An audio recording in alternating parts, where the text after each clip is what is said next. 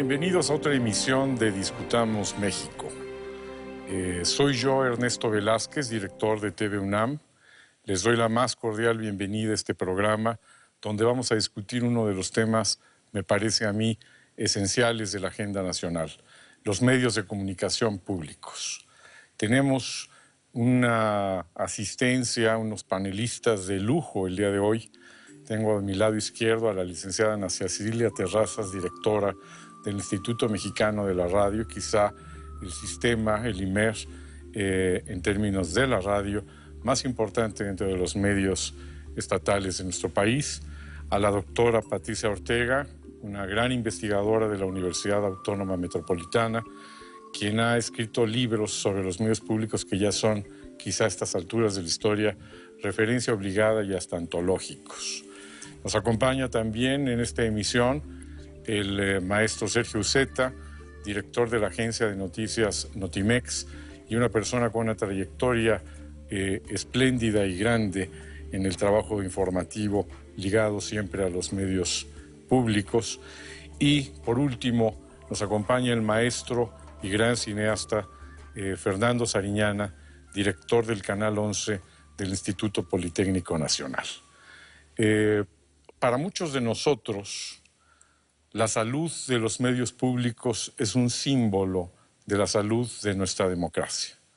En la medida en que tenemos medios públicos sólidos, plurales, abiertos, incluyentes, que dan espacio a las voces ciudadanas, que permiten la atención de aquellos contenidos que no son tratados por los medios comerciales, en la medida en que tenemos medios que atienden a las minorías, que son críticos y que tienen independencia editorial, muchos pensamos que es entonces en esa medida en la que tenemos una democracia igual, sana, crítica, plural, incluyente. Sin embargo, en México, en términos estrictos, no existen los medios públicos. En ninguna línea de la Ley Federal de Radio y Televisión vigente se menciona el término medio público.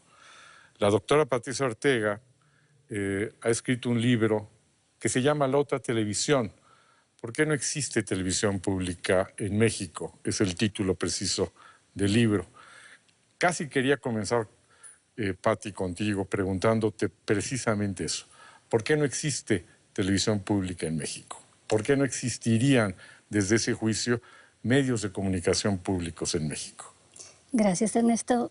Efectivamente, hemos discutido mucho sobre la situación jurídica de los medios de comunicación y precisamente hemos establecido que no existe en México medios con un verdadero estatus público, de servicio público, porque no hay un marco jurídico que les dé, que establezca la naturaleza de servicio público en los medios de comunicación.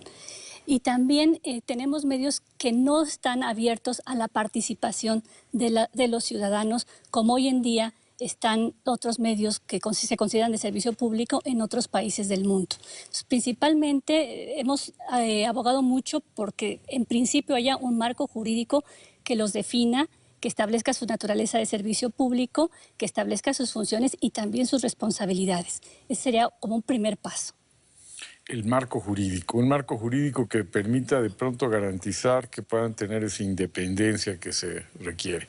Pero al mismo tiempo, además del marco jurídico, están otros elementos importantísimos. ¿Cómo pueden existir? ¿Cómo pueden desarrollarse? ¿Cómo pueden financiarse? El Canal 11, Fernando, es un canal que se ha caracterizado por ser la primera televisora cultural de México. Tiene una antigüedad y una trayectoria muy destacadas y al mismo tiempo en los meses recientes un crecimiento extraordinario que hace augurar que pueda de pronto ser la base de una cadena nacional de televisión distinta en nuestro país. ¿Pero qué sería? ¿Una propuesta de televisión gubernamental, una apuesta por una televisión estatal o una apuesta por una televisión pública? ¿Y cómo ves tú el tema tanto del marco jurídico del que carecen los medios públicos como el de la financiación? Mira, yo creo que el canal 11, como tú bien dices, es de los medios como por así llamarlos públicos, yo creo que es el más grande en términos por lo menos en términos de televisión, como televisor. Ciertamente uno de los problemas fundamentales que tiene el canal es que no tiene una personalidad jurídica propia, es decir, es un órgano de apoyo al Instituto Politécnico Nacional, lo que lo haría mucho más parecido a TV UNAM que a cualquier otro medio público. Empezó como un servicio a una comunidad pequeña y muy contenida, que era el servicio a la comunidad politécnica. Así empezó el canal hace 50 años. Y ahora yo te puedo decir que la vocación del canal es una de televisión de servicio público. Entonces, vives digamos que en una casi esquizofrenia, porque por un lado la vocación es absolutamente de servicio público, sin embargo, tu personalidad jurídica es la de una institución educativa y tu presupuesto viene del gobierno, lo que te haría una televisora gubernamental, ¿no? En ningún momento yo creo que pasa por una televisión del Estado, sin embargo, muchas de las cosas que hacemos como servicio público son también políticas de Estado, es decir, toda la educación sobre la salud, los temas sobre la identidad nacional, ¿no? Que tendrían que ser también política de Estado. Entonces es una esquizofrenia, yo considero absolutamente compatible, que tendríamos que tener como un marco jurídico que nos dijera esto es lo que pueden ser y lo que tendrían que hacer los medios públicos, ¿no? Los días recientes nos han mostrado que hay una insistencia en no tener ese marco jurídico, en no dejar propiciar que exista un marco jurídico. Cuando en el año 2005 surgieron las propuestas de reformas a la Ley Federal de Radio y Televisión, que todos conocimos popularmente y con mucho tino como Ley Televisa, que por fortuna fueron derogadas por la Suprema Corte de Justicia, uno de los grandes temas no era la afectación por acto, sino por omisión de los medios públicos. No existía en ningún momento el tema de los medios públicos. No había el menor interés. Hay un interés cuando de pronto dicen el Canal 11, si pasa comerciales, va a ser competencia desleal de los medios mercantiles. Hay un interés cuando de pronto el IMER decide colocar una sola canción durante 24 horas en cada una de sus estaciones para mostrar la carencia o lo que sucedería si no hay pluralidad. ¿Por qué creen que no se da ese marco jurídico? ¿Cuál debería de ser el paso siguiente de los medios para conseguir ese marco jurídico? Te lo pregunto, Ana, sé que tuvieron ustedes ese momento histórico del IMER de plantear una protesta pública por la carencia de respaldo hacia los medios. A mí me gusta la idea de notar en los avances de facto, tanto en el Canal 22, en el Canal 11, en la Agencia de Noticias Hombre del Estado Mexicano, en TV UNAM, sin duda en Radio Educación, en el IMER. Hay un otro avance que está rebasando por otros lados, no sé si por la derecha o por la izquierda, el conflicto jurídico que se acaba atorando en un problema político. Tenemos todos los medios que mencioné, por lo menos, si no es que muchos más, ya tienen sus documentos autorregulatorios. Tienen, más allá de la norma, hay una petición, es profesa en la SEP para que así se hiciera, pero de todos modos ya venían avanzando y ya se tienen. Hay otra parte que me parece una buena noticia dentro de todo este problema jurídico, que es la imagen o la existencia real de defensores de audiencias, de defensores de televidentes, de defensores de los lectores. En el caso del IMER tenemos un mediador. Me parece sin duda una buena noticia, porque no hay un medio de comunicación, o era impensable hace unos años tener un medio de comunicación que se interesara por escuchar, oír las opiniones, comentarios, sugerencias y críticas de su público. Es inaudito, y de veras, y no solo escucharlas, oírlas, hacer informes, sino pasarlas al aire y que los demás estuvieran enterados.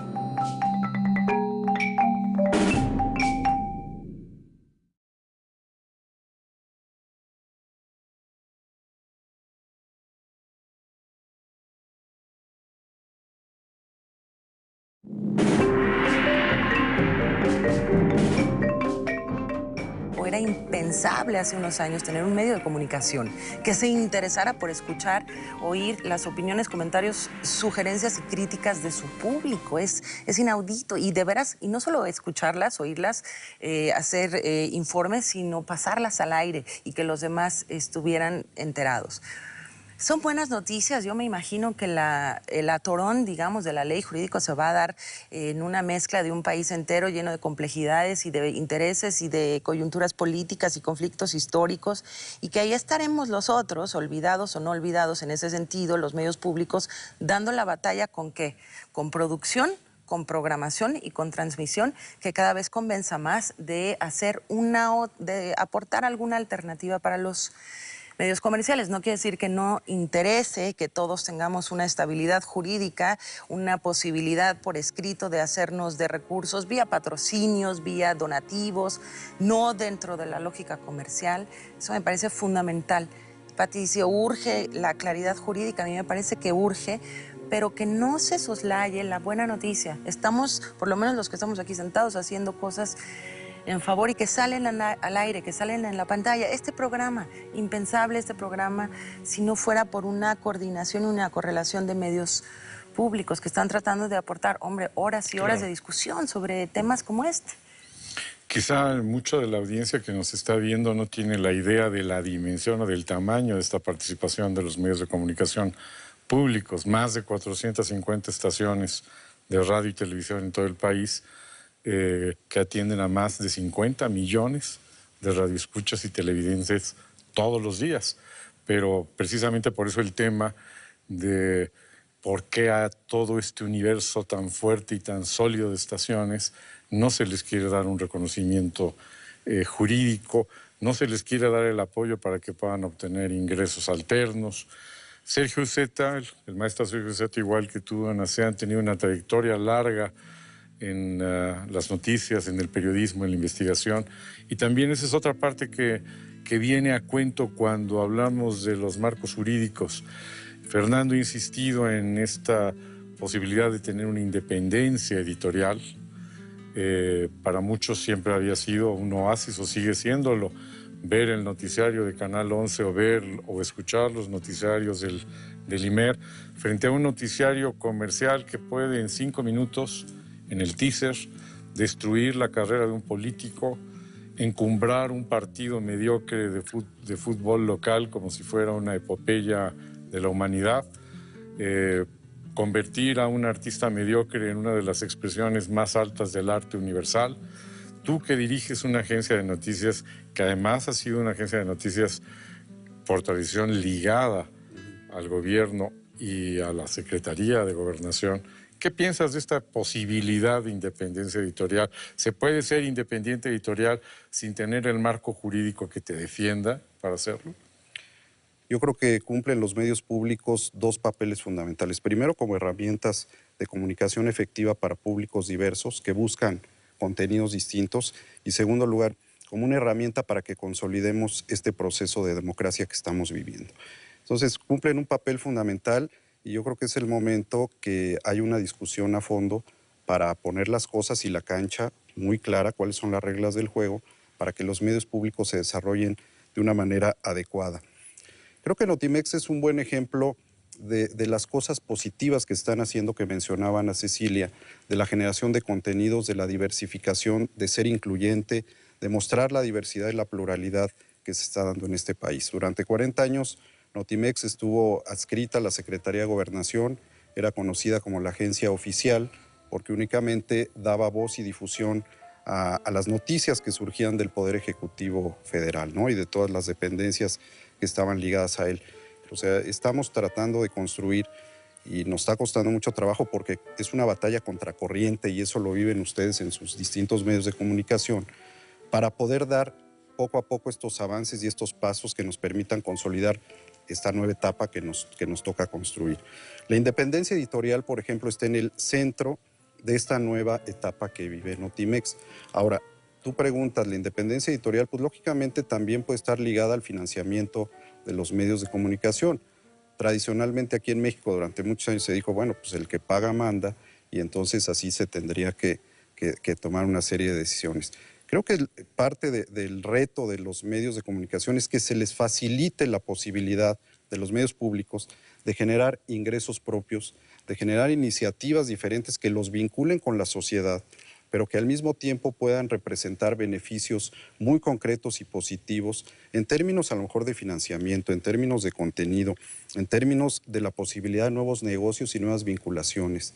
Y ahí también algo que de repente a nosotros, quienes estamos al frente de los medios públicos o medios de Estado, como es el caso de Notimex, de repente no hay un marco jurídico adecuado, tienes una sobreregulación que te impide tener una capacidad de respuesta y no cuentas con posibilidades también de un financiamiento adicional al financiamiento público que estás recibiendo cada año, ¿no? Entonces yo creo que el menú de cuestiones a discutir y los pendientes en este terreno son varios y puede ser un buen momento para poder esto, ¿no? Y no como una política compensatoria, ¿no? Ya hicimos esto, pues vamos a darle a este grupo de la sociedad o a esta parte política esto para que estén tranquilos en este momento, ¿no?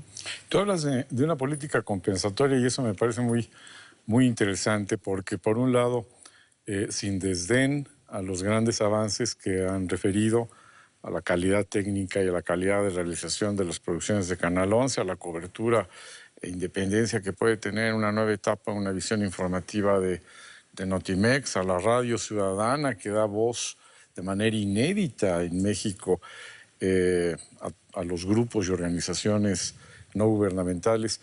A veces nos queda la sensación de que a lo mejor como el tener la libertad de discutir ahora este tema en este programa es una manera de acallar la conciencia y de evitar el trabajo de avanzar. Hay quien dice, bueno, sí, ahora se puede decir todo, pero ¿de qué sirve que se diga todo si no se puede avanzar nada? Podemos decir, es una injusticia que no tengamos marco jurídico para los medios públicos, y ahora lo podemos decir en todos lados, en los propios medios públicos, no hay regaños para los directores, no hay regaños para los conductores, pero en los hechos no avanza ninguna posibilidad legislativa y al mismo tiempo surge hace unos días la interrogante de un nuevo decreto presidencial que aparentemente acoge a varios de los medios más representativos, al IMER, al Canal 11, al Canal 22, a Radio Educación, dentro de la estructura de una nueva dependencia que a su vez depende de la Secretaría de Gobernación, cosa, por ejemplo, que había superado Notimex. Esto no es una contradicción, no es algo que aparezca como un retroceso, no es, preguntaría específicamente a Nacé y a Fernando, no convertiría en palabra hueca esta vocación pública de decir, ahora sí tengan ustedes ya libertad para expresarse y para elegir sus contenidos. ¿Vas o voy? Mira, yo creo que habría que de ninguna manera, creo que el lugar de ninguno de nosotros sería defender o no o atacar la creación de este organismo. Que yo lo leí cuidadosamente y hemos visto cuidadosamente. Yo incluso he escuchado la comparecencia del secretario de Gobernación y creo que no es un organismo que pretenda integrar a los medios del Estado o los medios gubernamentales dentro de su propia estructura. Hasta donde yo entiendo, es un organismo de apoyo en infraestructura, de apoyo económico, eso es hasta donde yo entiendo. Si fuera al revés, sí me parecería que es un retroceso. Pero también cuando uno se pone a analizar, por ejemplo, los distintos proyectos de ley de medios, pues también surgen otros cuestionamientos que nos obligan a reflexionar. ¿Unos medios públicos para qué? ¿Unos medios públicos para quién?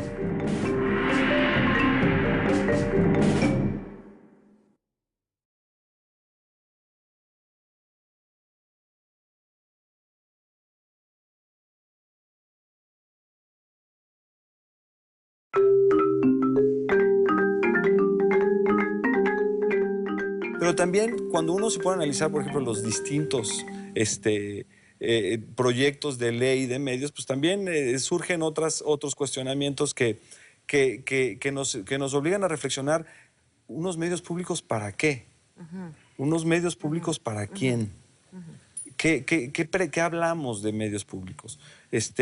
¿Unos medios públicos al servicio de los partidos? o unos medios públicos al servicio de la sociedad o al servicio del Estado, o unos medios públicos que van a hacer una televisión que va a competir tete a tete con la televisión comercial.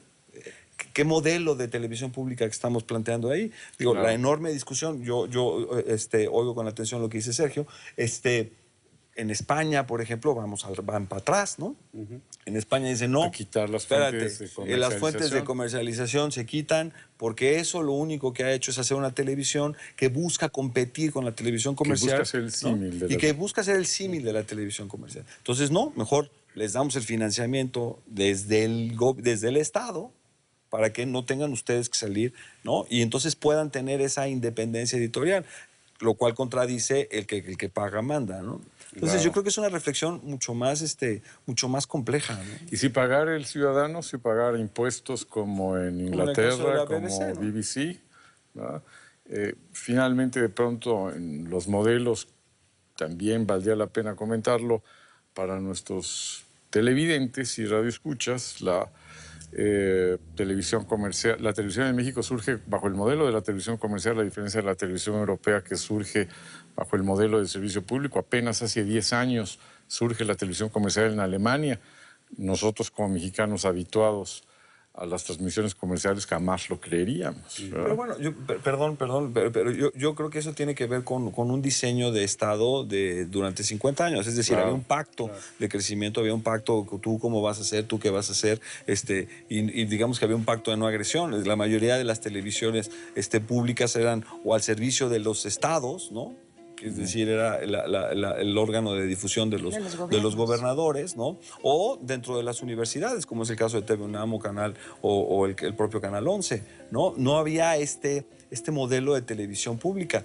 Insisto, también nosotros decimos, la televisión pública, ¿para qué? Yo estoy totalmente de acuerdo contigo. Tendría que ser una televisión pública para los ciudadanos, Claro. de los propios ciudadanos. Aunque yo creo que todavía en México vemos unas grandes diferencias y abismos en el desarrollo, digamos, de los medios públicos, por llamarlos de alguna manera.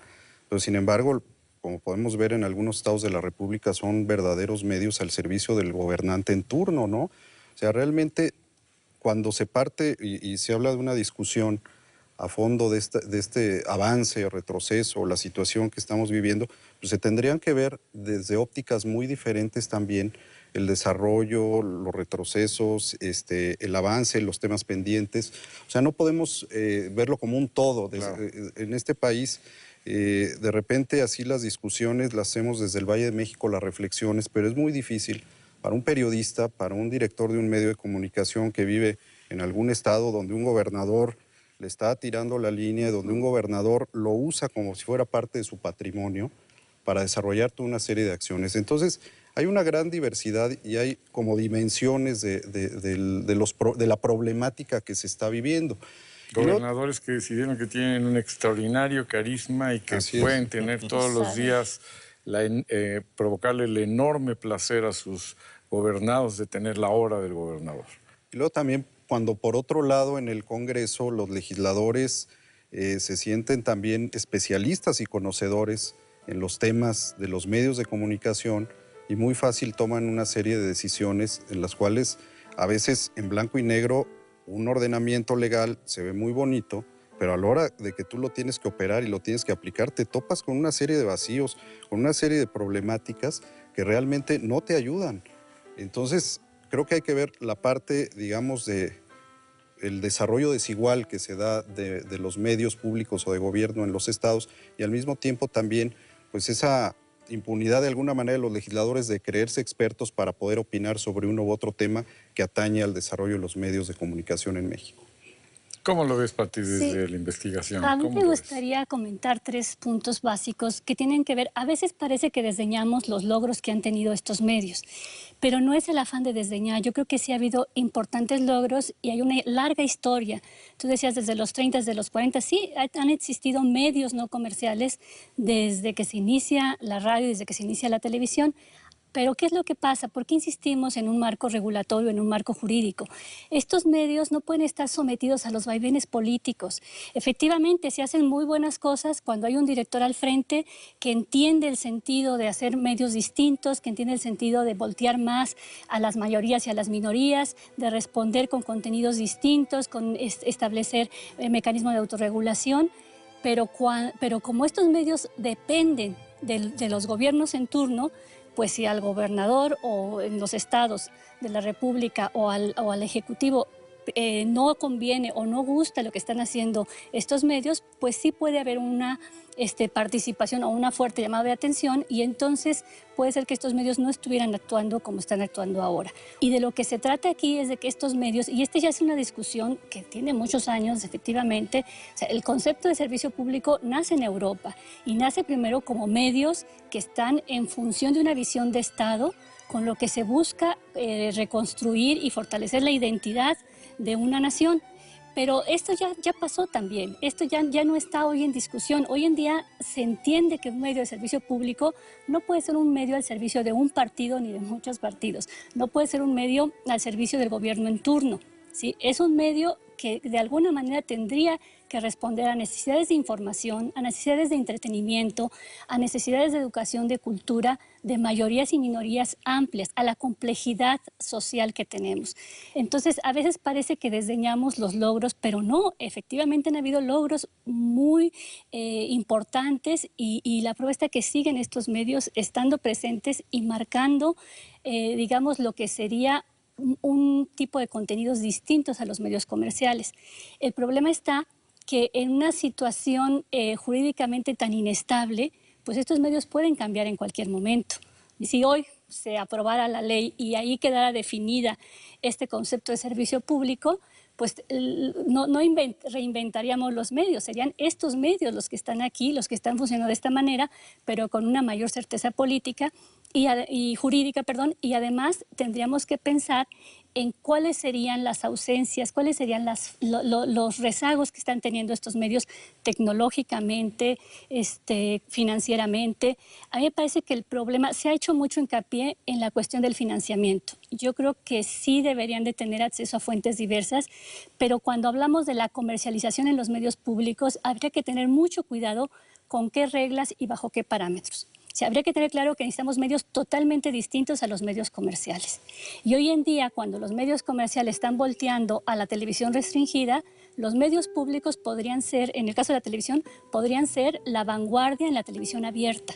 Necesitamos medios de calidad en la televisión abierta a nivel nacional. Hoy en día no tenemos una televisión nacional. Están retransmitiendo muchas veces en las cadenas de estatales o de televisión restringida, pero nos vemos como tal una cadena nacional propia, ¿no? de servicio público o de vocación de servicio público. Entonces, hay una serie de cosas que incluso si no se aprobara la ley, podrían estar avanzando si hubiera la voluntad política para que esto fuera. Tú nos llevas de nuevo al tema del principio del marco jurídico. Y has sacado otro tema muy interesante, financiación. Aquí hay dos grandes sistemas públicos. Uno, el IMER, que cuenta con algunas estaciones que son concesionarias. Hay que recordarle también a nuestra audiencia que México es un caso rarísimo donde existe, el único lugar donde existe la torpeza de dividir entre permisionarios, que son aquellos que no pueden hacer nada y son los dedicados a educación, cultura y servicio público, y los concesionarios que lo pueden hacer todo. La carencia de un marco jurídico hace tan increíble el asunto que las leyes mexicanas hacen más fácil poner un canal pornográfico o un canal religioso que un canal educativo y un canal cultural.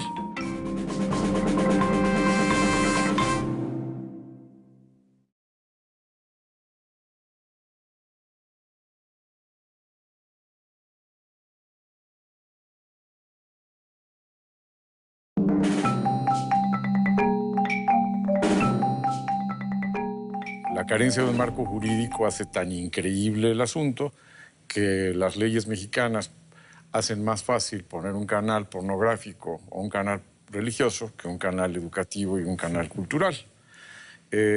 Por otro lado, el Canal 11 ha tenido algunas experiencias en el pasado de ataques y de confrontación con las televisoras comerciales por la posibilidad de transmisión de anuncios.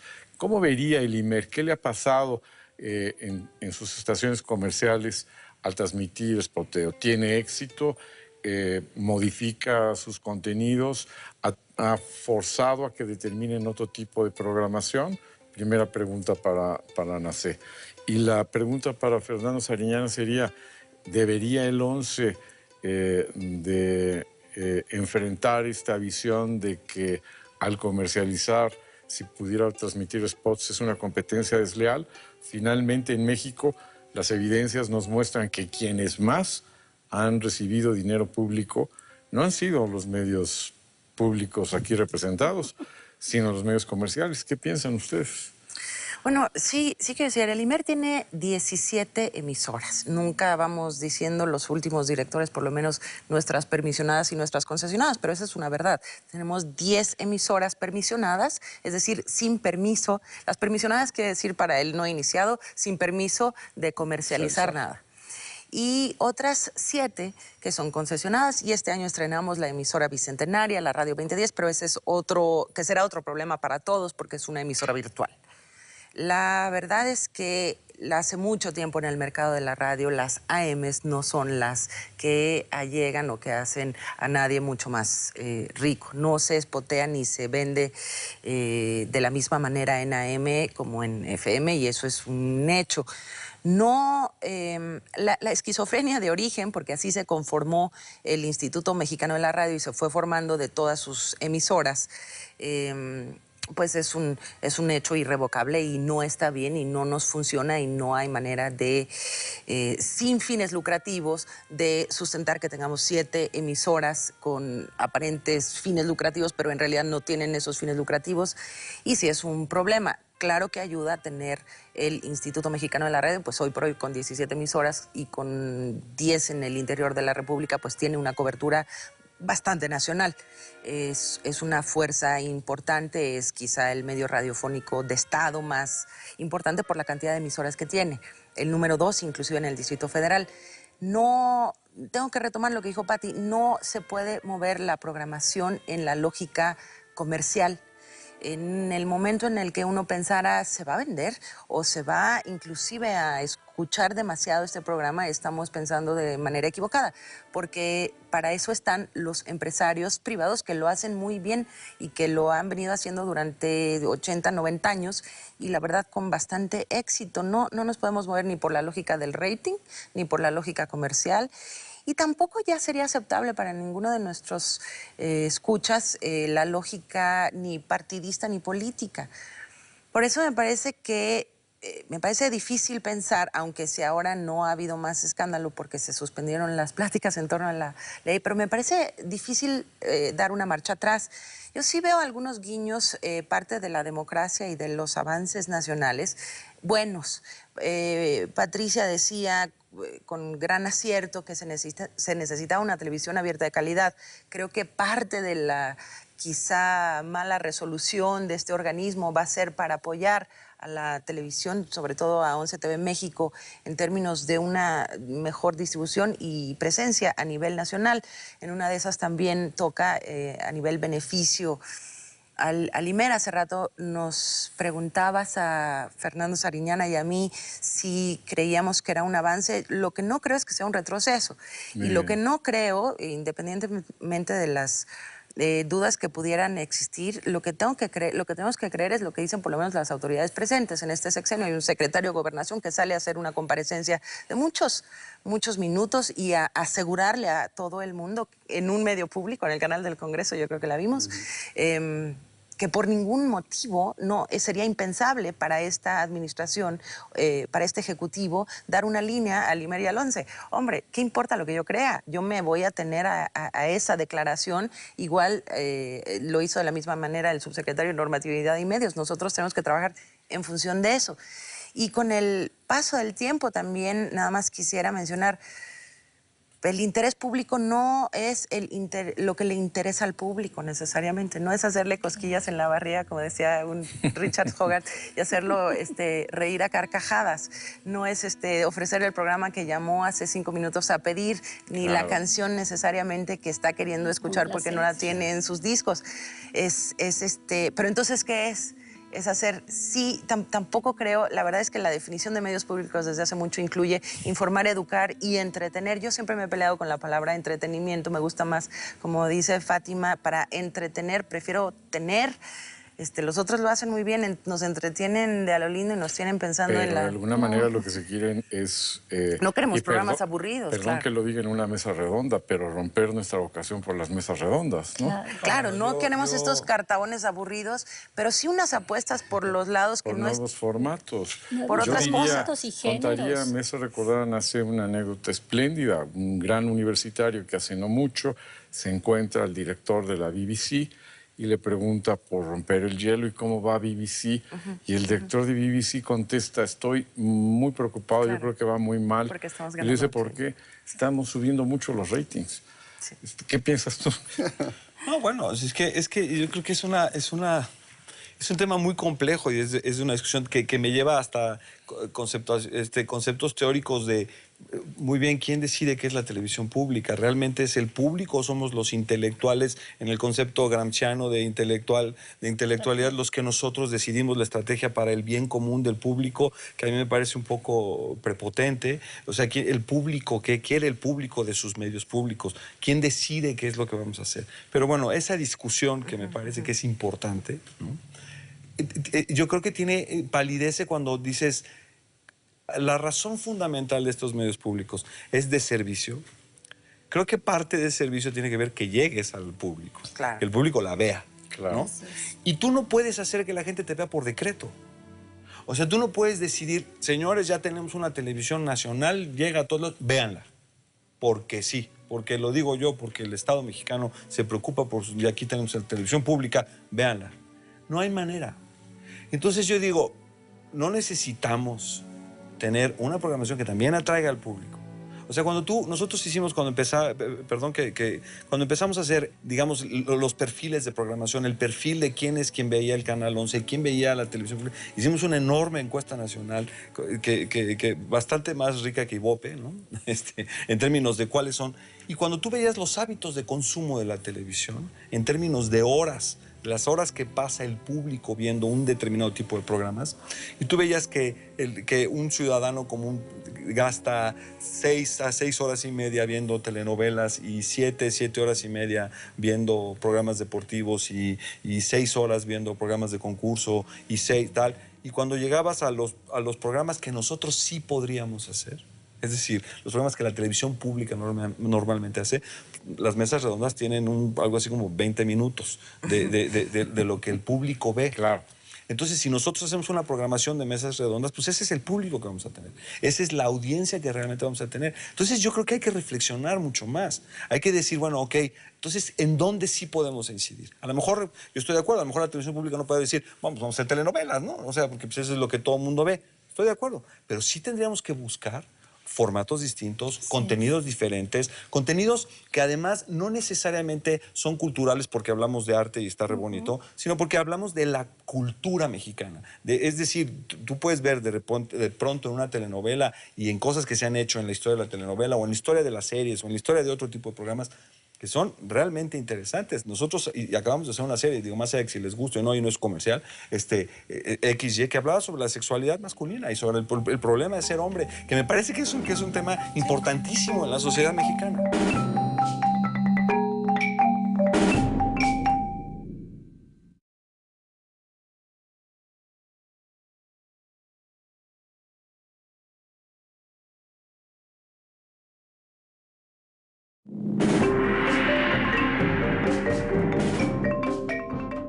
Tú puedes ver de pronto en una telenovela y en cosas que se han hecho en la historia de la telenovela o en la historia de las series o en la historia de otro tipo de programas que son realmente interesantes. Nosotros y acabamos de hacer una serie, digo, más allá de que si les gusta o no, y no es comercial, XY, que hablaba sobre la sexualidad masculina y sobre el problema de ser hombre, que me parece que es un tema importantísimo en la sociedad mexicana. Digamos, la innovación luego de los lenguajes audiovisuales, la innovación en los contenidos, desde luego la asunción, algo que se nos va a quedar un poquito en el tintero porque el tiempo se nos está yendo, de las nuevas tecnologías digitales dentro de los medios públicos, generar una televisión de calidad y otra vez el tema, el marco jurídico.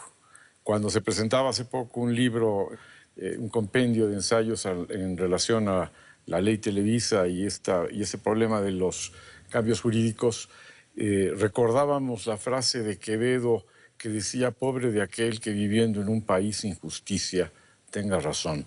Eso nos pasa. Pati, te pido una reflexión final con respecto a ese marco jurídico. Sí. Les pido a ustedes una reflexión final con respecto a si estamos con un esfuerzo enorme tratando de modificar la calidad, nuestros contenidos, nuestra infraestructura técnica y preguntaría si no estamos siendo víctimas de la quevediana frase que acabo de mencionar.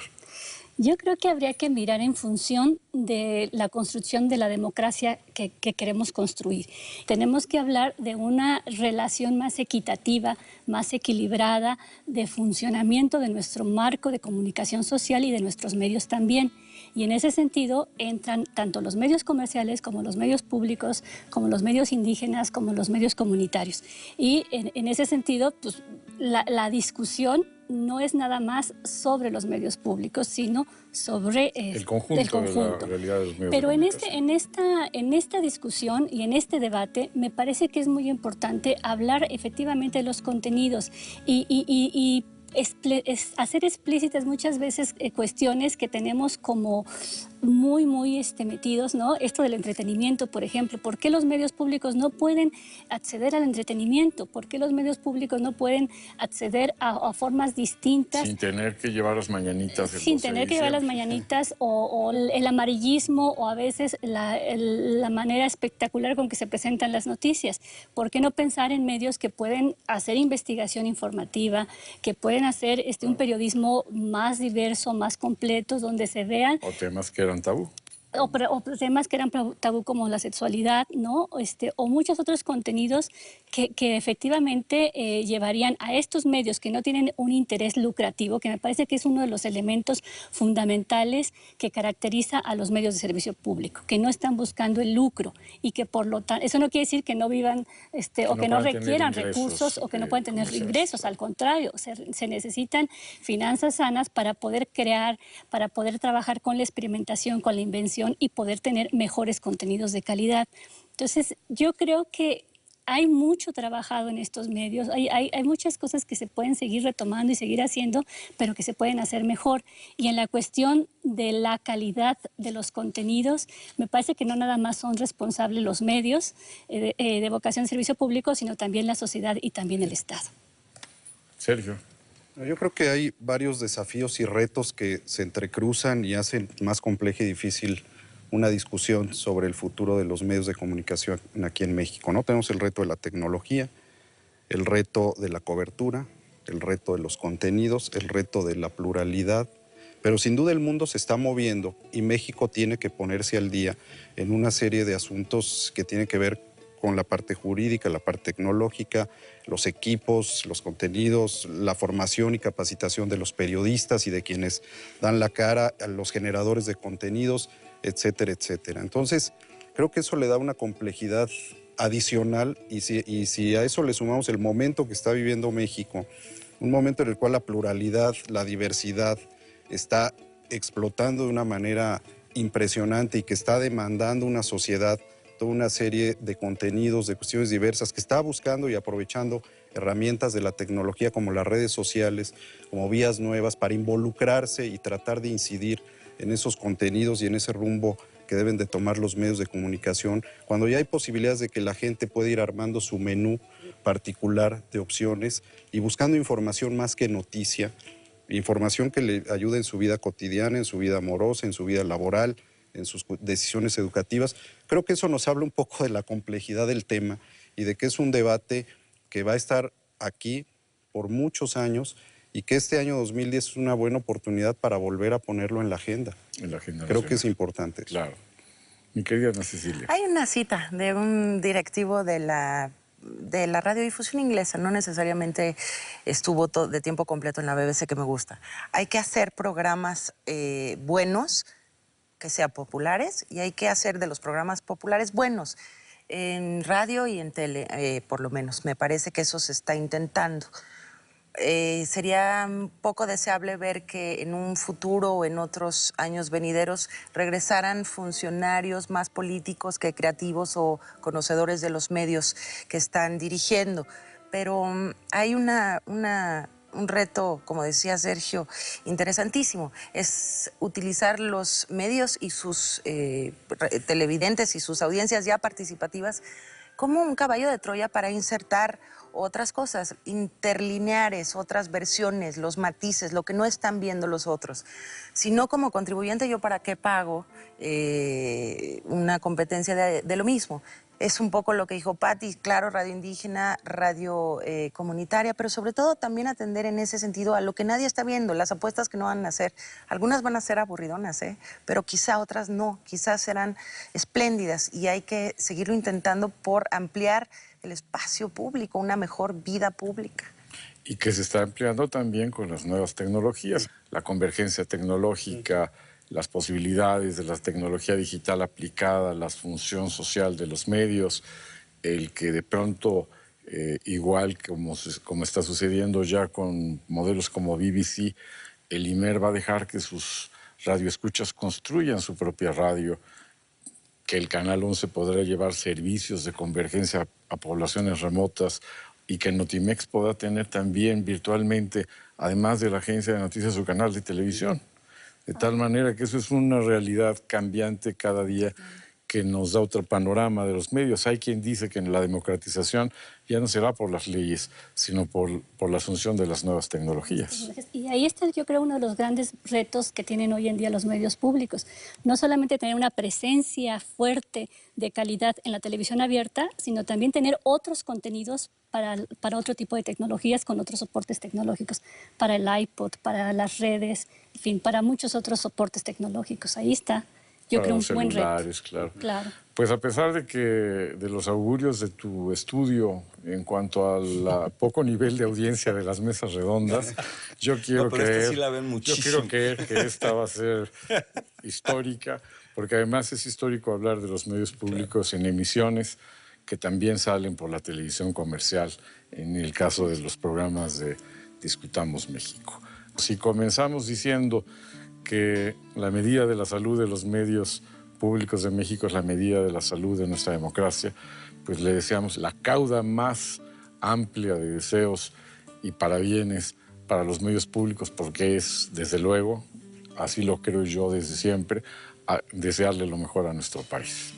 Yo quiero agradecer la presencia del maestro Fernando Sariñana, de la doctora Patricia Ortega, del maestro Sergio Uceta y de la licenciada Ana Cecilia Terrazas en este programa, que ha tratado de hacer una reflexión sobre los medios de comunicación públicos en México, y una reflexión incluso mayor sobre el futuro de nuestra nación ligado a los medios de comunicación. Muchas gracias por atender este programa.